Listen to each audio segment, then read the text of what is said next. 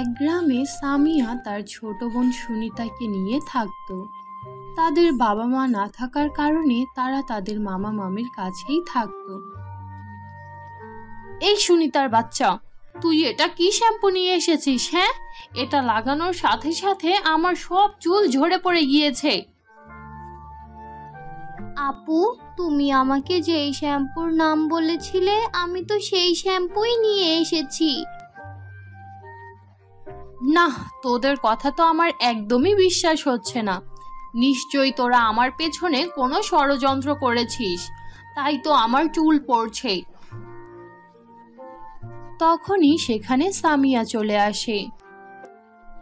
আপু, আপনি কোন শ্যাম্পুর কথা বলছেন? হয়েছে হয়েছে, আর ঢং করতে হবে না। আমার সামনে এত ভালো সাজতে হবে না। আমি ভালোভাবেই জানি তোরা নিশ্চয়ই আমার শ্যাম্পুর মাঝে কিছু মিশিয়েছিস, যার কারণে আমার চুল ঝরে পড়ে যাচ্ছে। দাঁড়া, এখন আমি তোদের উচিত শিক্ষা দেব। আমার বাড়িতে থেকে খেয়ে আমাকে চোখ রাঙাস, আমার ক্ষতি করার চেষ্টা করিস। এরপর মাহিয়া সামিয়া আর সুনিতাকে প্রচুর মারে। তারপর মাহিয়া তাদের দুইজনকে রশি দিয়ে বেঁধে ফেলে। এখন আমি তোদের দুইজনের মাথার সব চুল ফেলে দেব। না না আপু, এমনটা করো না। এমনিতেই আমাদের পুরাতন আর ছেঁড়া কাপড়ের কারণে মহল্লার ছেলে মেয়েরা আমাদের নিয়ে অনেক মজা করে। সব সময় আমাদের ফকিন্নির বাচ্চা বলে খেপায়। এখন যদি তুমি আমাদের ন্যাড়া করে দাও তাহলে ওরা। তখনই সেখানে সুনিতার মামি চলে আসে। আরে সোনা, তুমি এত কষ্ট করে কেচি দিয়ে ওদের চুল কেন কাটতে যাচ্ছ? ওদের চুলে আগুন ধরিয়ে দাও, তাহলেই না মজা হবে। এরপর মাহিয়া তার মার কথা মতো সামিয়া আর সুনিতার চুলে আগুন ধরিয়ে দেয়।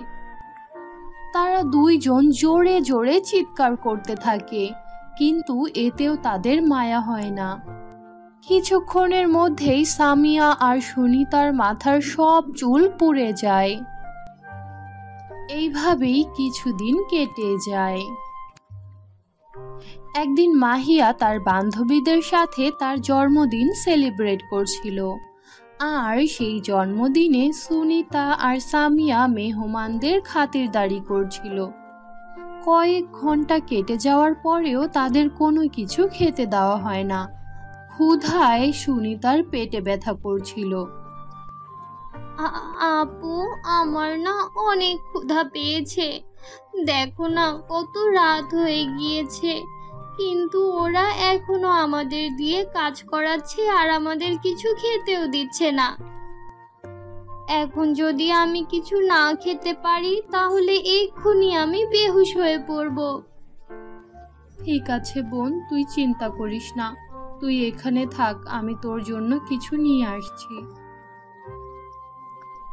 এরপর সামিয়া মাহিয়ার জন্মদিনের কেকের কাছে যায়, আর সেখান থেকে এক টুকরো কেক কেটে এনে তার ছোট বোনকে দেয়। তারপর সামিয়া সুনিতাকে নিয়ে বাড়ির পেছনে যায় আর তাকে সেই কেক খেতে বলে। সুনিতা অনেক খুশি হয়ে কেক খেতে থাকে। এমন সময় সেখানে মাহিয়া চলে আসে।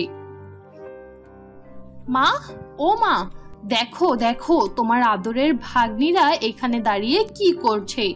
আমার শখের কেক চুরি করে খাচ্ছে। জলদি এখানে আসো।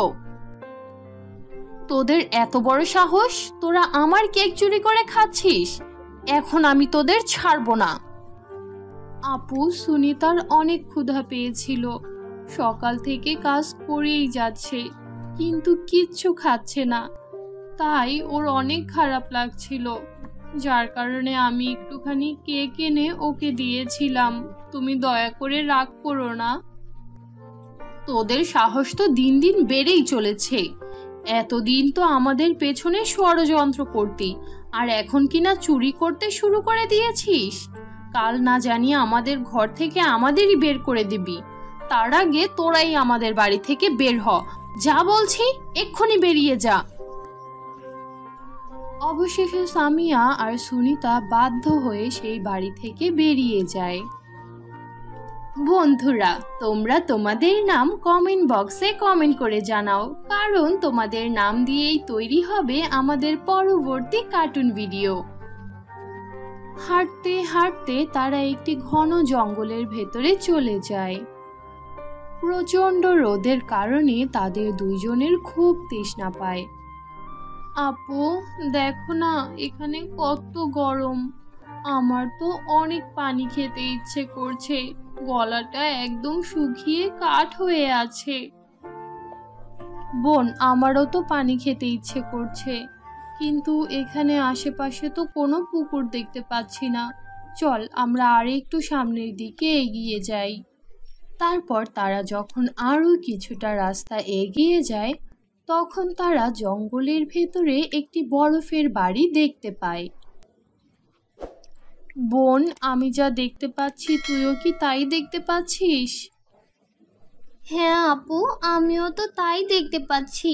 এটা কি বরফের ঘর? হ্যাঁ বোন, এটা বরফের ঘর।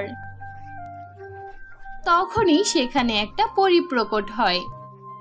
100 বছর আগে আমার একটা ভুলের কারণে এক সাধু বাবা আমাকে অভিশাপ দিয়েছিল, যার কারণে আমি আর পরলোকে ফিরে যেতে পারিনি।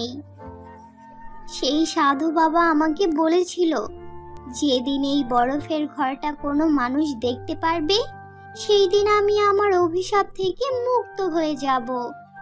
কিন্তু এখানে আজ পর্যন্ত তোমাদের মতো ইমানদার মানুষ আসেনি। সবাই ছিল লোভী আর স্বার্থপর, যার কারণে তারা এই ঘর দেখতেই পারেনি। তোমরা খুবই ইমানদার, তাই তোমরা এই ঘরটা দেখতে পেরেছো। আজ থেকে এই বরফের জাদুর ঘরটা তোমাদের। তোমরা এই জাদুর ঘরের কাছে যা চাইবে, এই ঘর তোমাদের তাই দেবে। বিশ্বাস না হলে একবার বলেই দেখো। এরপর সুনিতা সেই বরফের ঘরের কাছে পানি চায়, আর তখনই বৃষ্টি নামতে শুরু করে। তাদের তৃষ্ণা বৃষ্টি দেখে এমনি এমনিই মিটে যায়। ঠিক আছে, তাহলে তোমরা এখন থেকে এই ঘরেই থেকো, আমি পরলোকে চলে যাই। এই কথা বলে পরী সেখান থেকে চলে যায়। এরপর সামিয়া আর সুনিতা সেই ঘরের ভেতরে প্রবেশ করে। তারা সেই ঘরের কাছ থেকে কিছু টাকা চায়, আর তৎক্ষণাৎ সেই ঘর তাদের অনেকগুলো টাকা দিয়ে দেয়। তারা সেই টাকা দিয়ে অনেক সুন্দর সুন্দর ড্রেস কিনে আনে। তারপর সেই ড্রেস পরে ঘুরে বেড়াতে থাকে। কিছুদিন পর তারা দুই বোন একটা বড় স্কুলে অ্যাডমিশন নেয়।